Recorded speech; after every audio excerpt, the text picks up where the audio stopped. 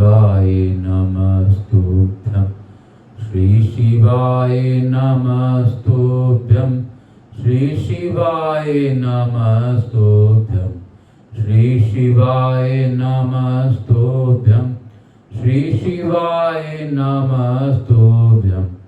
श्री शिवाय नमस्तुभ्यं। श्री शिवाय नमस्तुभ्यं। श्री शिवाय नमस्तुभ्यं।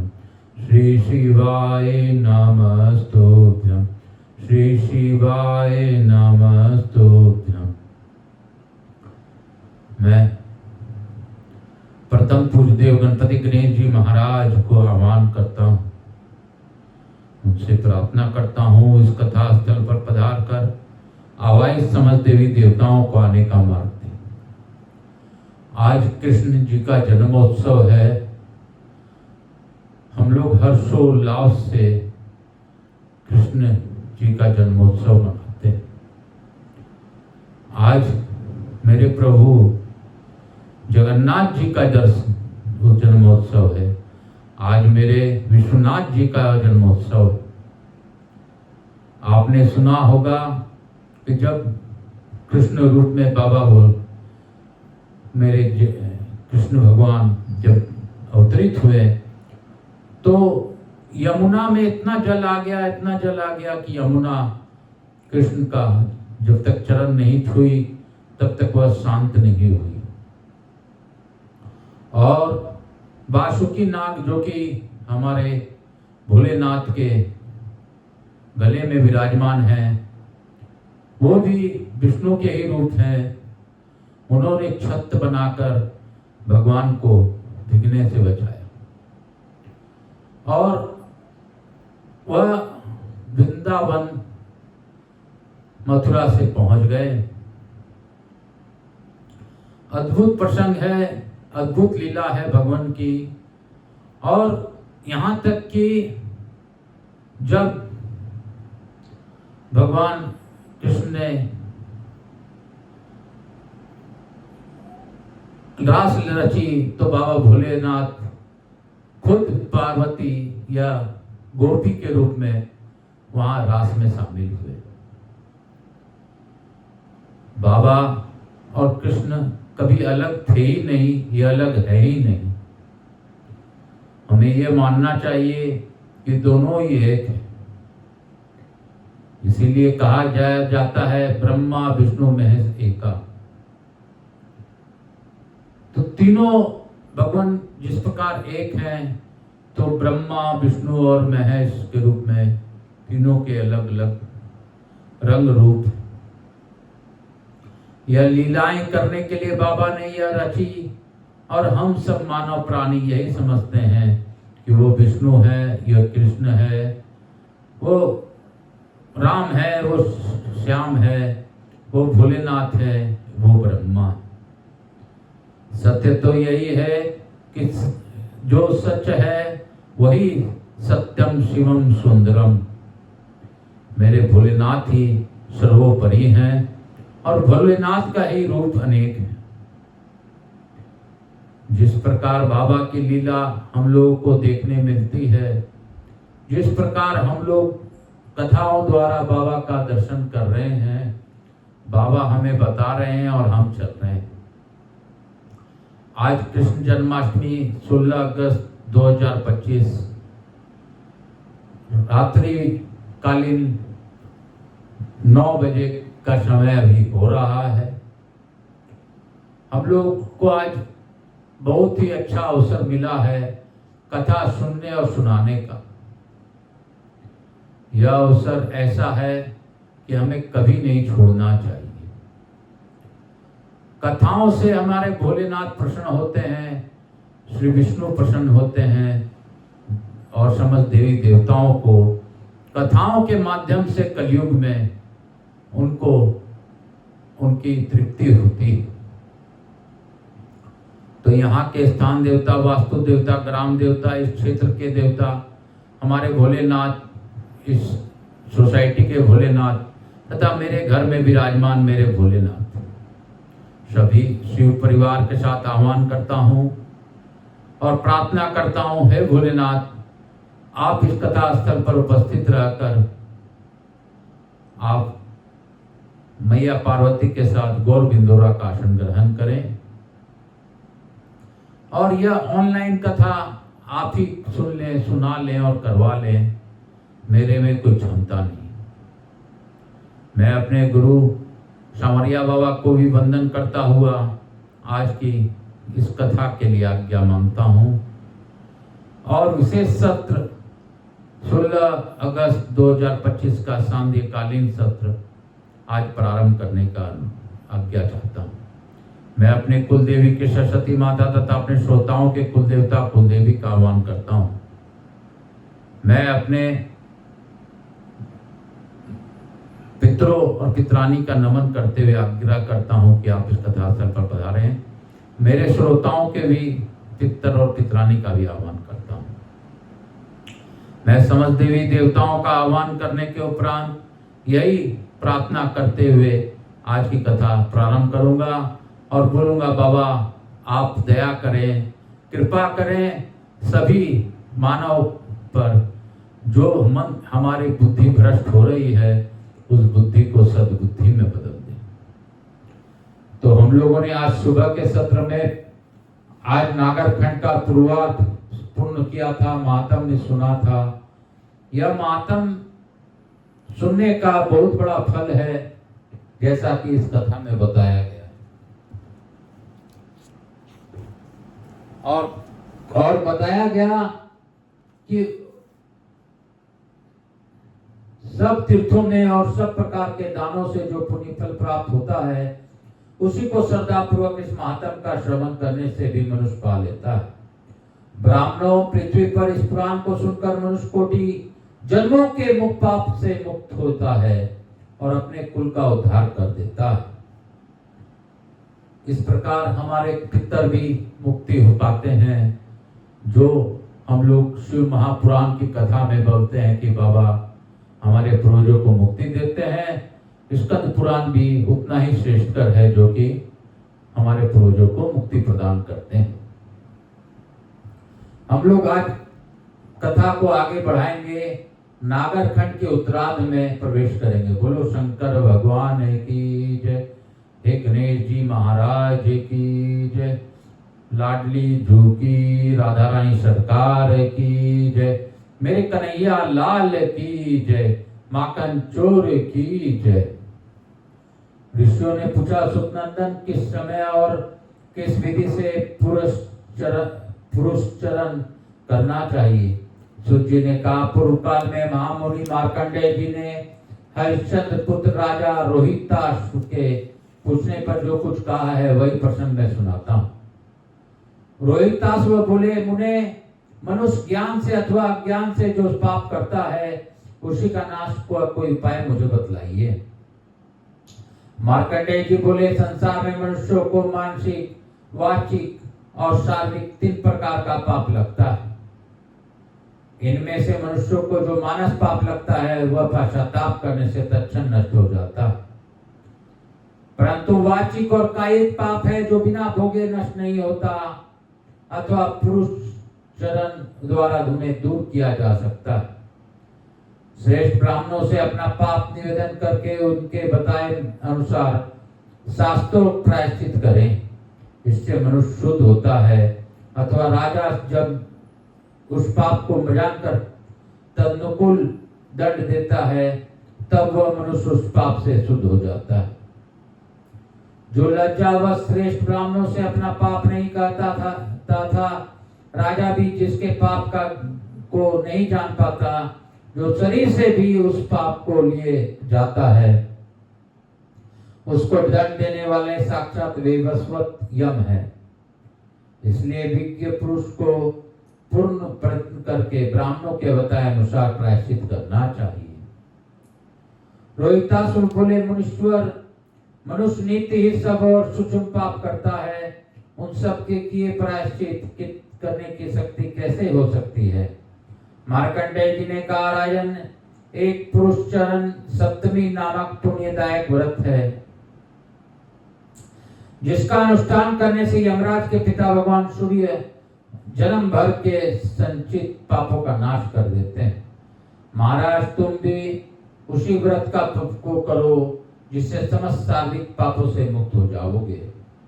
रोहिताश्व बोले, मुनि श्रेष्ठ, पुरुषचरण सप्तमी व्रत का अनुष्ठान किस समय किस विधि से करना चाहिए? मार्कंडेय जी बोले, माघ मास के शुक्ल पक्ष में जब सूर्य मकर राशि पर स्थित हो तब रविवार युक्त सप्तमी को इस व्रत का आचरण करना चाहिए। उस दिन पाखंडी और पतित मनुष्यों से बात नहीं करनी चाहिए। प्रातःकाल दातुन करके निमांकित मंत्र से व्रत का नियम ग्रहण करना चाहिए। मंत्र इस प्रकार है, पुरुषचरणं कृत्यायां सप्तम्यां दिवसाधिप उपवासं करिष्यामि अदतवं शरणं मम। दिनेश, आज पुरुषचरण सप्तमी को मैं उपवास करूंगा, आप मुझे शरण दें। सहायक हो, तदंतर उपराह काल में स्नान करके धुला हुआ वस्त्र पहनकर पवित्र हो भगवान सूर्य की प्रतिमा का लाल रंगों के फूलों से भक्ति पूर्वक पूजन करें। उसके बाद पार्थिव पर पूजन करें। फिर पतडांग नाम इस मंत्र से पैरों को मार्तंडाय नमः से दोनों घुटनों की, दिवसनाथाय नमः से गुहा भाग की, द्वादश मूर्ति नमः से नाभि की, पद्म हस्ताय नमः से दोनों बाहों की, तीक्ष्ण दिदित्ये नमः से हृदय की, पद्म लाभाय नमः से कंठ की तथा तेजोमयाय नमः से मस्तक की विधिवत पूजा संपन्न करके कपूर का धूप निवेदन करें। तत्पश्चात गुड़ भात का नैवेद्य अर्पण करें। उस नैवेद्य को लाल वस्त्र से ढका हुआ रखें। इसी प्रकार लाल रंग के सूत्रों से आवेष्टित दीप और आरती निवेदन करें। तदंतर संग से रक्त, चंदन मिश्रित जल और फल लेकर अर्घ्य दें।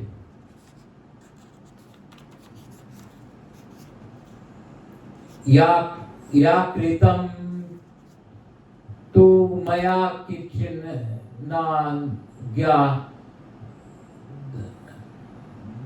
ज्ञान तो पई वा प्रायश्चित कृते देव मर्मादेशम प्रभ गृहीताम। देव, मैंने जानकर या अनजान में जो कुछ भी पाप कर्म किया है उसके प्रायश्चित के लिए मेरा अर्घ्य ग्रहण करें। इसके बाद गंध, पुष्प और नवलेपन आदि से के द्वारा ब्राह्मणों के भली भांति पूजन करें।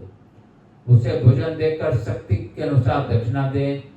फिर शरीर शुद्धि के लिए पंचगव्य पान करें और हाथ जोड़कर सूर्यदेव का दर्शन करें। दर्शन के पश्चात नमस्कार करके निमांकित मंत्र का उच्चारण करें। इदं व्रतं मया देव गहितं गृहीतं पुरातत्व अभिघ्नं सिद्धि मायातु प्रसादत वो भास्कर। देव भास्कर, मैंने यह व्रत आपके सामने ग्रहण किया है। आपके प्रसाद से इसकी निर्विघ्नता पूर्वक सिद्धि प्राप्त हो। तत्पश्चात फागुन मास आने पर उक्त विधि से ही कुंद पुष्प के द्वारा सूर्यदेव की पूजा करें। गूगल का धूप दें और भात का नैवेद्य निवेदन करें। उस दिन सब पापों की शुद्धि के लिए गोमय का भोजन बताया गया है। चैत्र मास आने पर सुरभि, सुगंधित पुष्प अथवा चंपा, मोलश्री या चमेली से सूर्यदेव की पूजा करें। उस समय नैवेद्य के लिए गुड़ बताया गया है। सरज रस राल का धूप निवेदन करें तथा कुशोदक का पान करें। इससे मनुष्य शारीरिक शुद्धि को प्राप्त होता है। वैशाख मास में गीताहारी होकर पलाश के फूलों को से सूर्यदेव को पूजा करें और आम का नैवेद्य तथा जटामासी का धूप दें। इस महीने से शरीर की शुद्धि के लिए दही का भोजन करना चाहिए। ज्येष्ठ में पाडर के फूल से सूर्य की पूजा करनी चाहिए। नैवेद्य के लिए सत्तू बताया गया है और समस्त पापों की शुद्धि के लिए कपिला गाय के घी का भोजन करना चाहिए। आषाढ़ में अगस्त से फूलों उसमें से सूर्य की पूजा करें। नैवेद्य के लिए खीर का विधान है और शरीर शुद्धि के लिए घी के साथ मधु पीना चाहिए। उस समय श्रद्धा पूर्वक अगरू का धूप निवेदन करें। श्रवण में कदम के फूलों से सूर्यदेव का पूजन करें। लड्डू का नैवेद्य भोग लगावें और तगर का धूप दें। तत्पश्चात गुरु सिंह कर जल ग्रहण करके मनुष्य सब पापों से तत्काल मुक्त हो जाता है। भाद्रपद मास में जाति पुष्प चमेली से भगवान सूर्य की पूजा करें। दूध का नैवेद्य भोग लगावें, राल का दूध दें और शरीर शुद्धि के लिए दूध पिएं। अश्विन मास से कमल के फूलों से पूजा करें। घी की पूड़ी का नैवेद्य निवेदन करें। कुमकुम का दूध दें और शरीर शुद्धि के लिए कपूर खाएं।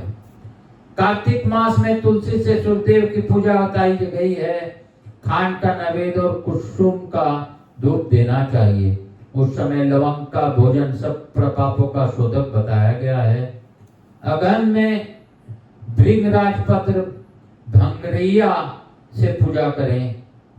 पूवाकार नैवेद्य और गुड़ का पूजन धूप निवेदन करें। उस समय सूर्य की प्रसन्नता के लिए कंकोल शीतल चीनी का भोजन करना चाहिए। पोष में सतपत्री गुलाब से सूर्य की पूजा कर बताई गई है। नैवेद्य के लिए पूरी और धूप के लिए घी का विधान। उस समय शरीर शुद्धि के लिए पूर्वक सभी वस्तु का भोजन करें। व्रत की समाप्ति होने पर सब पापों की शुद्धि के लिए घर की वस्तुओं का छठा भाग ब्राह्मणों को दान कर दें। तत्पश्चात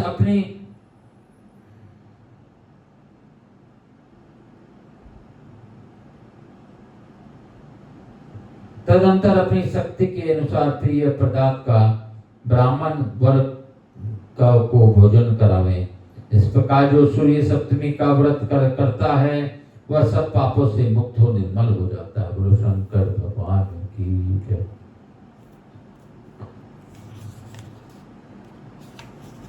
हम लोग आज एक अध्याय और पढ़ेंगे क्योंकि आज जन्माष्टमी है और जितना कथा में हम लोग रहेंगे उतना ही मेरे भगवान जगन्नाथ जी को कृष्ण जी को अच्छा लगेगा, प्रिय लगेगा। सूत जी कहते हैं चंड शर्मा नामक एक ब्राह्मण था जिसे नागर ब्राह्मणों ने किसी कारण से जाति च्युत घोषित करके चमत्कारपुर से बाहर कर दिया था। चंड शर्मा नगर से बाहर सरस्वती नदी के तट पर कुटिया बनाकर रहने लगा। वह सरस्वती में स्नान करके पवित्र और एकाग्रचित हो षडक्षर मंत्र का जप करता और 27 लिंगों के पृथक पृथक नाम का नामस्कृतांत उच्चारण करके जपता था। पंख की मिट्टी लेकर 5 अंगुल के 27 शिवलिंग बनाकर उनकी स्थापना करता और पुष्प धूप एवं चंदन आदि के द्वारा भक्ति पूर्वक उन सब की पूजा करता था। फिर परम श्रद्धा पूर्वक प्राण रुद्र संबंधी मंत्रों को जपता था। शिवलिंग अच्छी स्थिति में हो या बुरी स्थिति में किसी भी दशा में उसके अपने स्थान से विचलित न करे। ऐसा मानकर दूसरे चंद्रमा उन शिवलिंगों का कभी विसर्जन नहीं करता था। उनके ऊपर वह प्रतिदिन पंख में 27 शिवलिंगों को स्थापित करता जाता था। इस प्रकार दिक काल में वह पंख का पर्वत सा खड़ा हो गया।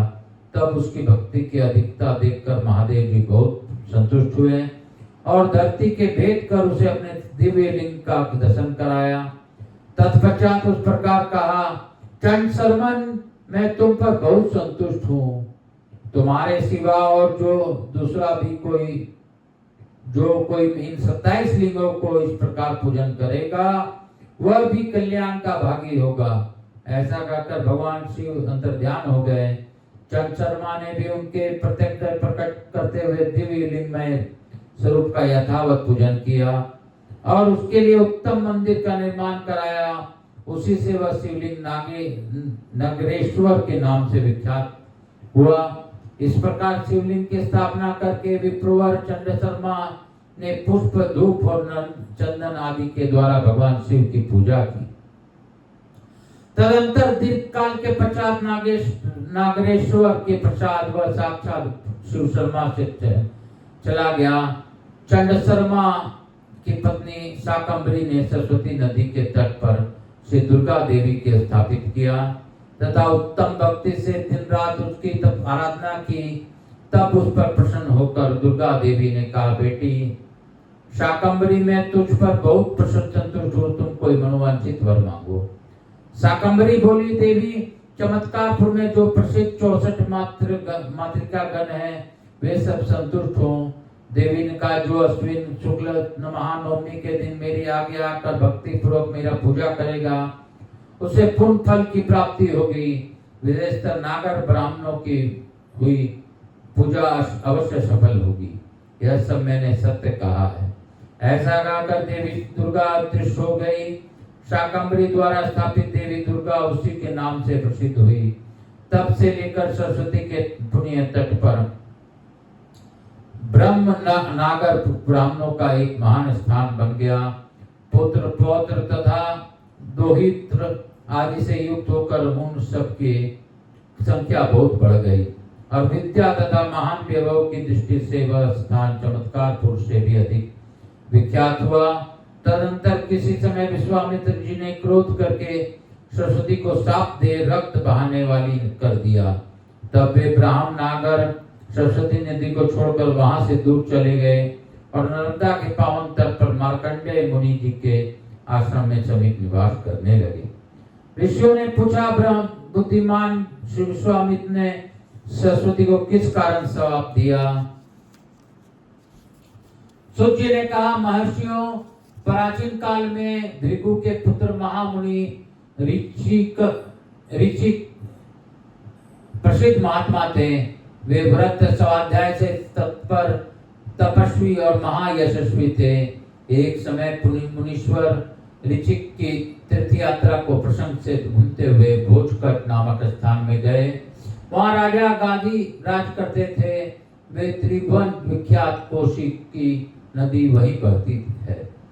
ऋचिक जी वहाँ कौशिकी नदी में स्नान करके देवताओं और पितरों को तर्पण कर तट पर बैठे तथा ध्यानस्थ होकर जप करने लगे।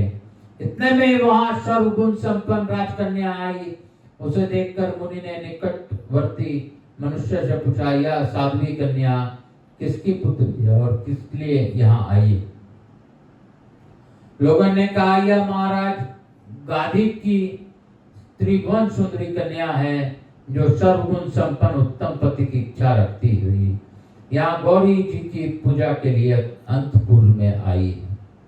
इस नदी के तट पर यह जो बहुत बड़ा सुंदर सुशोभित, इसमें संपूर्ण देवताओं से पूजित उमा देवी निवास करती हैं। ये राजकन्या मंत्रोच्चार पूर्वक क्रमशः पूजन करके भांति भांति के नैवेद्य भोग लगावेगी और बिना बजाकर कानों के सुख देने वाली मधुर संगीत सुनावेगी। तत्पश्चात जब सूर्य का ताप कुछ कम होगा तब वह यह अपने महल में पधारेगी। उन मनुष्यों का यह वचन सुनकर ऋचिक मुनि राजा गादी के घर गए।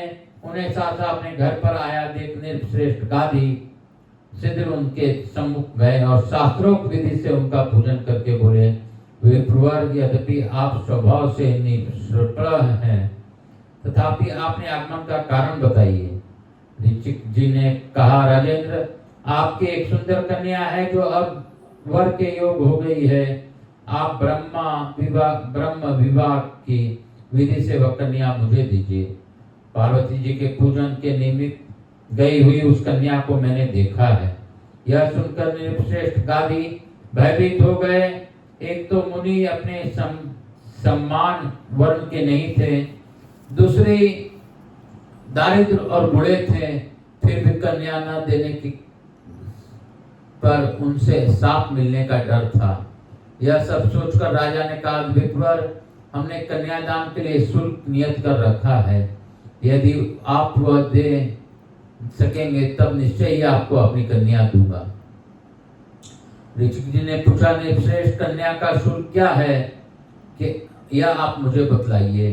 दादी बोले, द्विजेंद्र वायु के समान वेगवान के श्वेत रंग के 700 घोड़े जिनका एक एक कान श्याम रंग का हो, मेरी कन्या के शुल्क रूप में प्राप्त होने चाहिए। बहुत अच्छा कहकर मुनिश्रेष्ठ ऋषिक कन्या कुंज देश में गए और गंगा के किनारे बैठकर राजा गादी के बताए अनुसार श्याम कर्ण घोड़ों की प्राप्ति के लिए विनियोग पूर्वक ऋषि चंद और देवता का स्मरण करके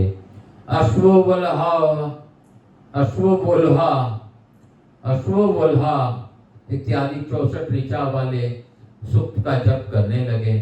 तब वे अश्व गंगा जी के जल से प्रकट हो गए। उन सब का रंग श्वेत और एक एक कान श्याम था। वे सभी बड़े वेगशाली अश्व थे, उनके साथ उतने ही सवार भी थे। तब से गंगा के शुभ पुण्य तट पर वह स्थान भूतल में अश्व तीर्थ के नाम से विख्यात हुआ। उन विश्वासपात पुरुषों के साथ 700 घोड़े को पाकर ऋषिक मुनि उस स्थान पर गए जहां राजा गादी रहते थे। वहां पर पहुंचकर मुनि ने कन्या के लिए वे उत्तम अश्व राजा को समर्पित किए। तब राजा गादी ने उन घोड़ों को ग्रहण करके ग्रह सूत्रोक्त विधि से ब्राह्मण और अग्नि की सचिता में वह त्रिभुवन सुंदरी कन्या ऋषिक मुनि को विदा दी। विवाह हो जाने पर ऋषिक मुनि अपने स्त्री को और से निष्काम हो गए और बोले, सुंदरी, तपस्या के लिए वन में जाऊंगा, तुम कोई वर मांगो। उनकी यह वचन सुनकर राजकुमारी दुखी होकर अपने माता के पास गई और मुनि ने जो कुछ कहा वह सब कह सुनाया।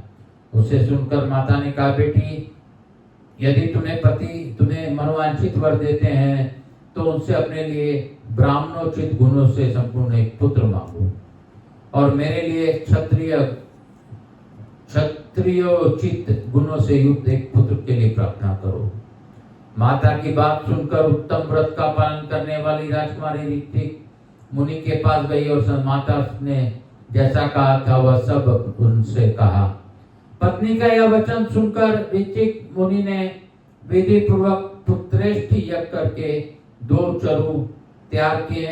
एक में तो उन्होंने ब्राह्मणोचित तेज एवं संपूर्ण यश का आधान किया और दूसरे में संपूर्ण छात्र तेज स्थापित कर दिया।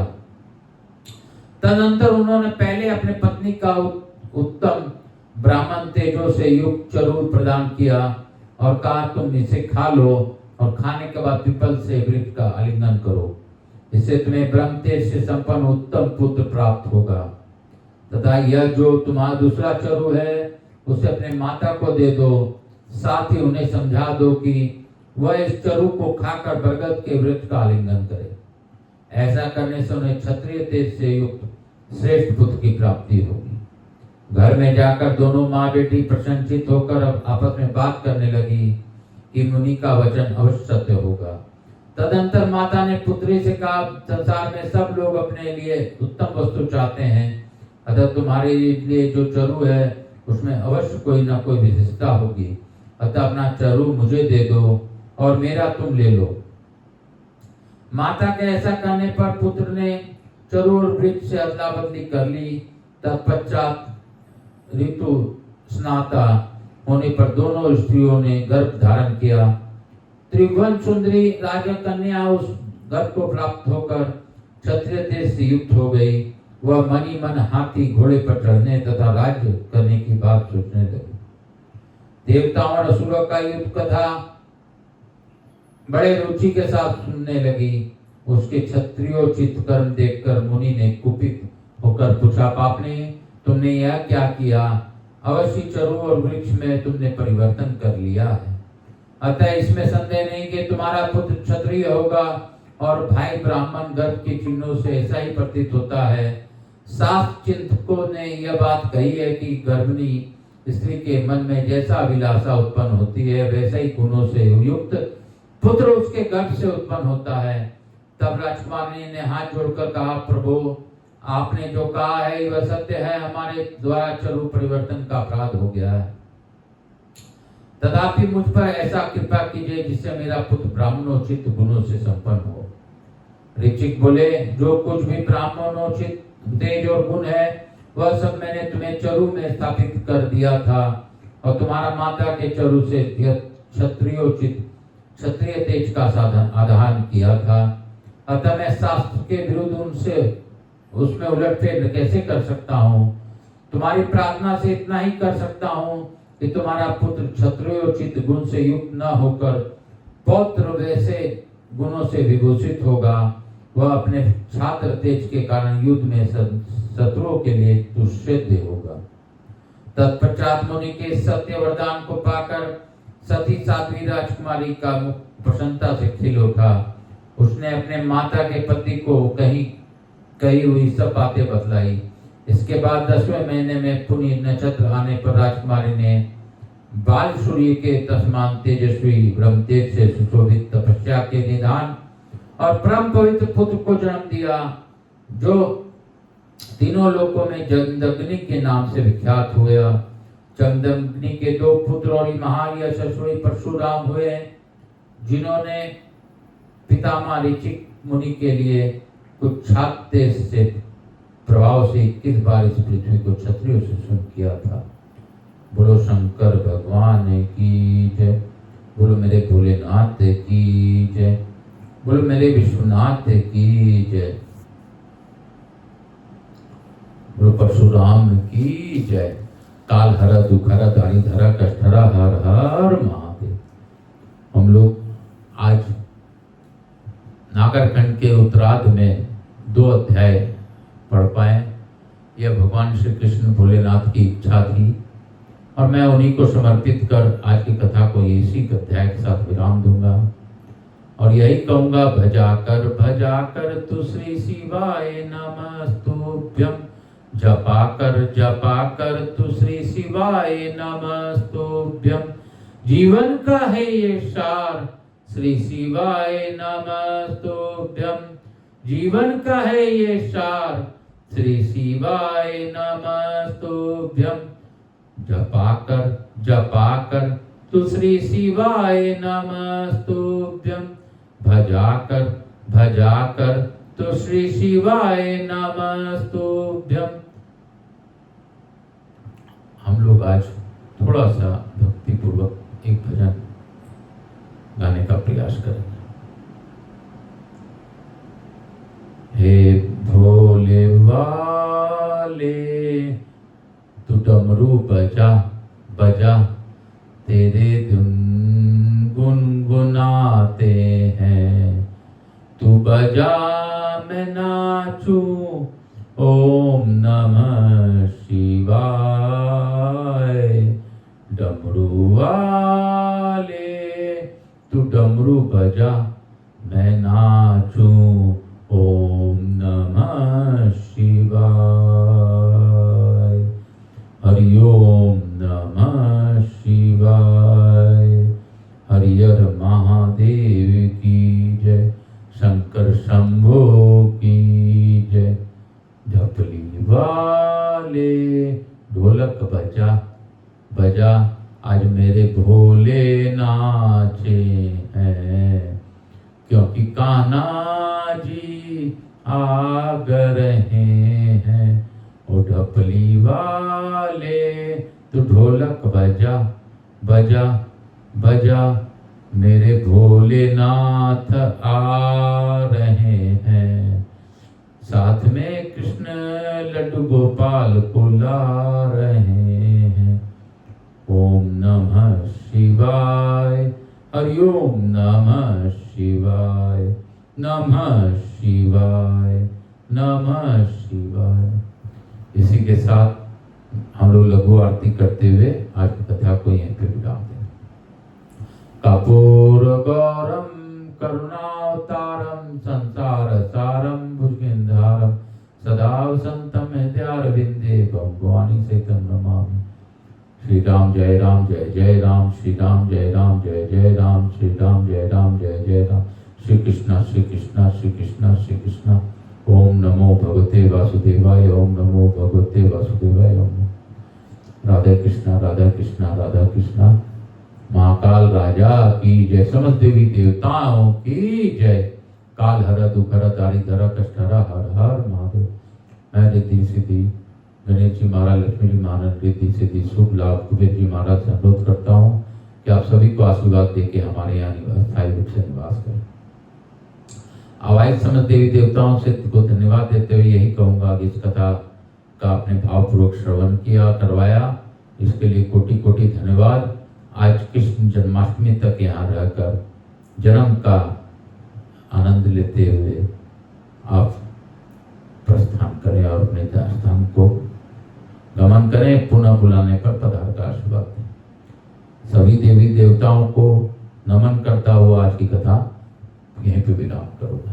बोल बम बोल बम बोल बम। श्री शिवाय नमस्तुभ्यं।